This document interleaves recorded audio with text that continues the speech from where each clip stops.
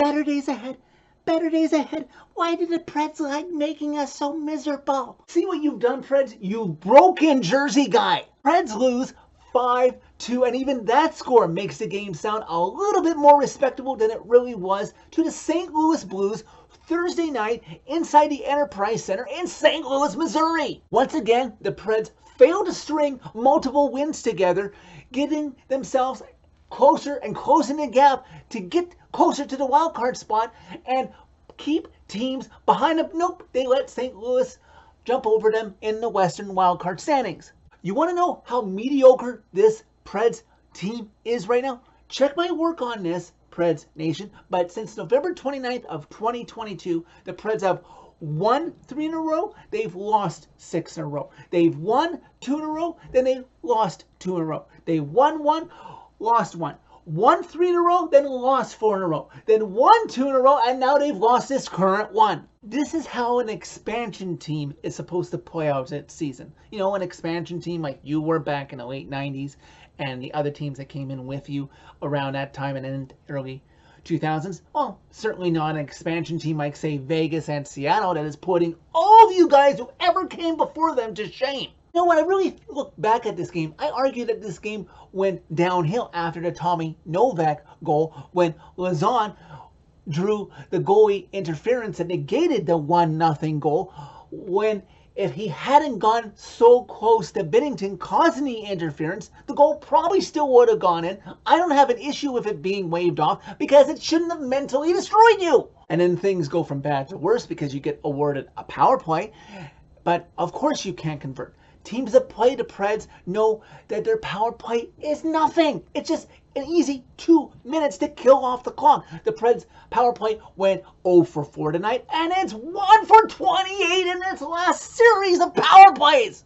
As Cell Block 303 might say, if this was a home game with this team's struggles on the power play, the Preds power play sucks. Like, here are some quick takes by me on some of the goals in this game.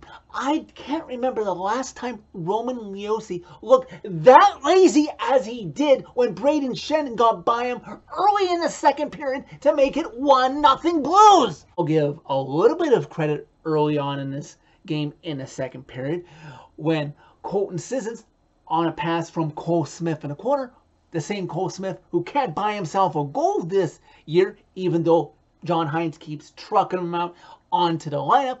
Cole Smith sets up Colton Sissons in his 500th NHL career game to tie this game at 1, considering it was such a big momentous occasion for Sissons.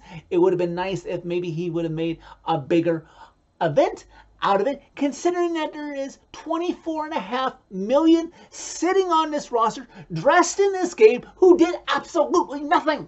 Johansson, Duchesne, and Forsberg, of the most of them, I'm most disappointed in Johansson. Those 3 were combined for 0 points, -2, and 4 shots on goal. Because one of those guys scoring after Colton Sissons tied it at 1 would have been nice, but instead, what do we have? Oh, Josi making another bad mistake, because on Brandon Saad's goal, when he's able to get by Tanner Jeannot, I don't blame Tanner there. He's trying something. How does Roman Josi not have the presence of mind to see that there's no blue in sight?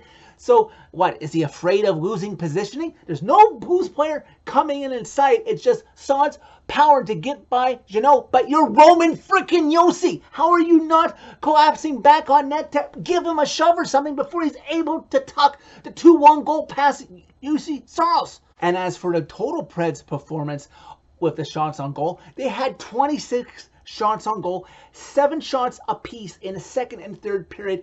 They didn't even record their 5th shot on goal in the third period until there was 5 minutes left to go in the game. They obviously didn't care. This game just kept getting better and better as the night went by. 3-1 after 2 periods.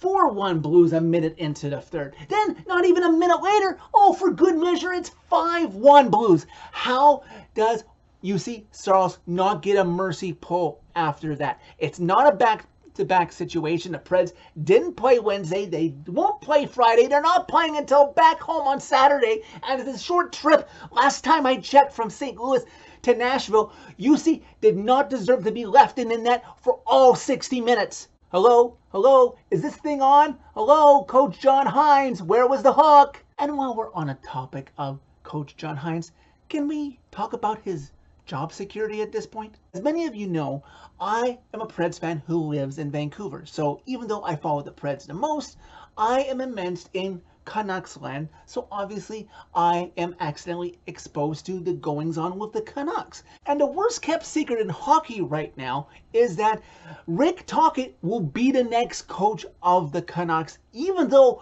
they are fully employed with Bruce Boudreau. They don't even have an interim coach in charge waiting for some contract situation to be dealt with Tocchet. Tocchet is all going to be the Canucks' next head coach at any moment now, but for some reason I never have to hear any rumor about the Preds.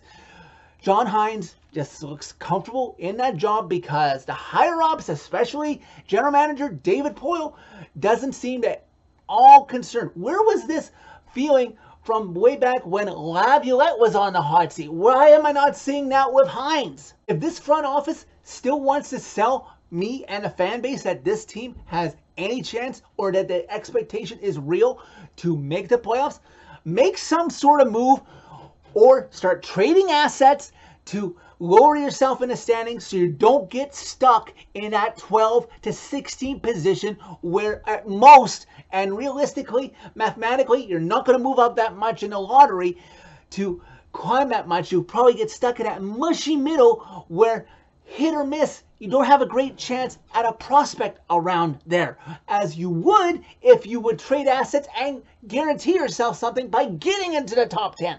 If this team does not make the playoffs this year, I expect the Monday after the Colorado season finale for John Hines to be fired. And I wouldn't be as all upset with new ownership with Bill Haslam coming soon to take majority control of the team. For Poile, maybe out of respect, you don't fire him, but kind of usher him into retirement and give this team a new voice in the general manager's chair. As for the game, you know what made this game even worse that I haven't even touched on yet? I got stuck with only one TV feed, and it was Bally Sports Missouri. I had to endure the St. Louis Blues call, and what made that even worse listening to them is them blowing sunshine and rainbows up their fans' butts, saying that Binnington was in the Preds players' heads. Jordan Binnington, really? As I said, the Preds had 26 shots on goal for the entire game. It wasn't anywhere close to the high 30s or early 40s. Binnington was never really challenged. His Blues defense in front of him was making the saves very easy. Come on, guys, be realistic here. As for the rest of the game, Matthias Ekholm scored with just over 2 minutes left to go in regulation to make it 5-2 Blues. Oh, look, I'm sure the Preds are going to come back from this now in a matter of 2 minutes and score 3 goals. Not much more to say. The Preds should know that they played bad. They have just over 30 games left to go in this season. The season is ending quicker than you probably think it will as we get closer to February and onward. Next 3 games before the All-Star break will all be at home. Saturday against a pissed off Los Angeles team that is coming into town after being embarrassed by Dallas at home in Los Angeles Thursday night. And then look, surprise, coming into town Tuesday will be Central Division leading Winnipeg Jets. And then Thursday next week, you'll have New Jersey Devils, who probably want to settle a score after you pulled off a miracle win back in their building last year. I am so mentally preparing for this losing streak to turn into 4 very quickly, and you should too. So that's it for this video. Thank you very much for watching. As always, click a like if you like this video. Click subscribe if you really like it. You can find my social media by clicking on a channel name. Tell all your friends about Predemption. And Preds, now that you put yourself in this position, you better win 3 in a row before the All-Star break, or afterwards I want nothing but L's and for you to start trading assets from this team.